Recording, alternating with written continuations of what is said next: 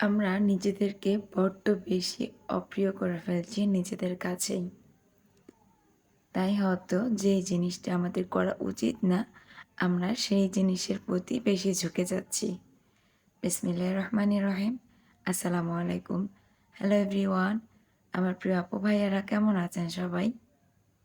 আশা করি যে যেখান থেকেই আমার ব্লগ ভিডিওটি দেখা শুরু করেছেন, সবাই সুস্থ আছেন, ভালো আছেন। আলহামদুলিল্লাহ আমরাও বেশ ভালো আছি।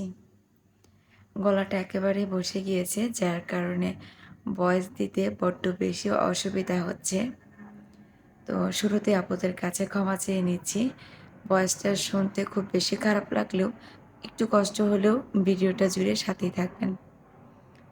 সকালে হচ্ছে ড্যানিশ দিয়ে একটু নাস্তা করে নিয়েছি।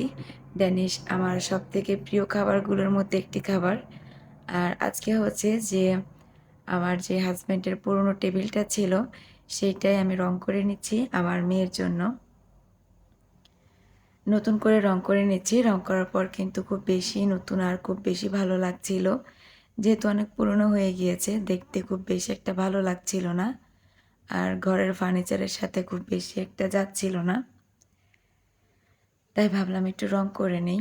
আর আগেও কিন্তু আমি বলেছিলাম আপুদের কাছে জানতে চেয়েছিলাম আসলে কি রং করব। তো কোনো আপু যদিও আমাকে সাজেস্ট করেননি।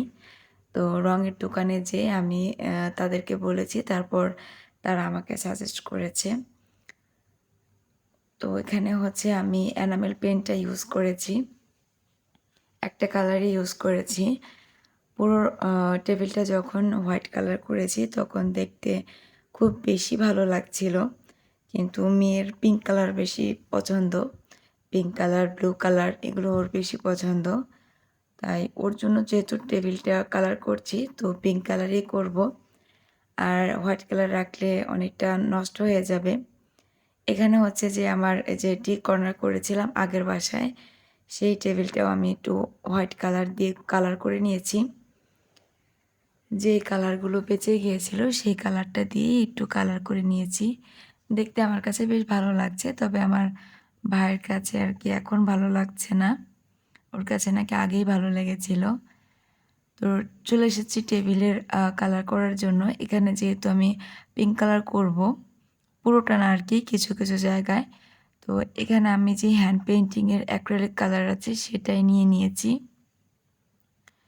প্রথমে যখন মিক্স করতে যাচ্ছিলাম তো মিক্স তো হচ্ছিল না, সাদা কালারই দেখা যাচ্ছিল। আমি ভাবছিলাম হয়তোবা এই কালারটা এটার সাথে মিক্স হবে না। তারপর আরও একটু নিয়ে দেখলাম যে হয় কি না। তো তারপরে দেখলাম যে না মিক্স হচ্ছে না, কেমন যেন ছাড়া, ছাড়া হয়ে যাচ্ছে। তো ভাবলাম যে থাক তাহলে হয়তোবা আর পিঙ্ক কালার করা হবে না। কারণ দোকানে গিয়েছিলাম পিঙ্ক কালার কেনার জন্য। তারা বলছে যে অল্প একটু তারা কালার বিক্রি করে না। আর পিঙ্ক কালার ১ লিটার হয় না। তো আমি একটু ব্রাশ দিয়ে একটু ব্রাশ করতে যেয়ে দেখি যে পিঙ্ক কালার হয়ে গিয়েছে।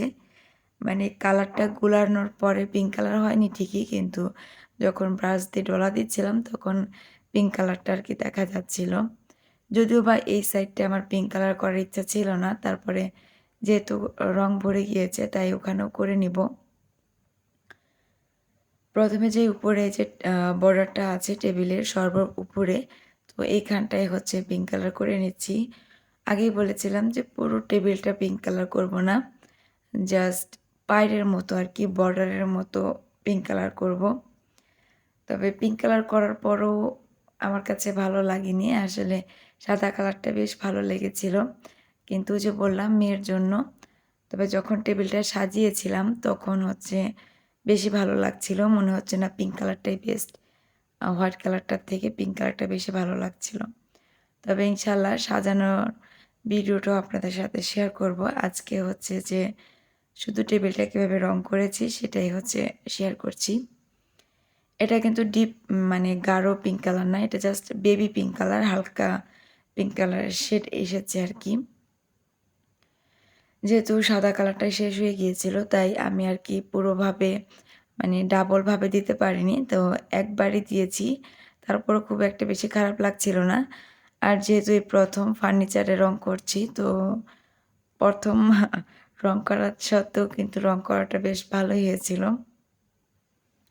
ব্রাশটা একটু হার্ড ছিল যার কারণে রংটার ফিনিশিংটা একটু মানে কম ভালো ভালো আসছিল না আর কি।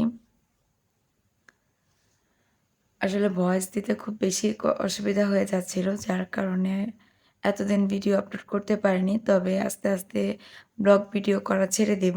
আর আ ভিডিওতে মানে YouTube এ আর তেমন কোনো ভিডিও ছাড়ব না।